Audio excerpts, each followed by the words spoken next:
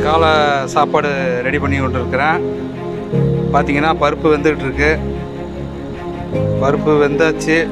சாம்பார் வந்து வெண்டைக்காய், கேரட், தக்காளி, அடுத்து தக்காளி போட்டு வதக்கிட்டு இருக்கோம்.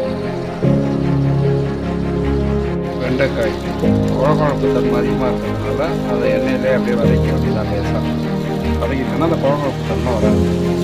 எல்லா காயும் போட்டு லைட்டாக ஒரு வாட்டி வதக்கிக்கணும். கூட மிளகாய் தூளையும் போட்டு லைட்டாக வதக்கணும். வதக்கி லைட்டாக மிளகாய் தூளை போட்டு அந்த மிளகாய் தூள் வாடை வராமல் அப்படியே வதக்கிக்கிட்டு பருப்பு தண்ணி எடுத்து ஊற்றிட வேண்டியதான். காய் வெந்த உடனே இறக்கிட வேண்டியதான்.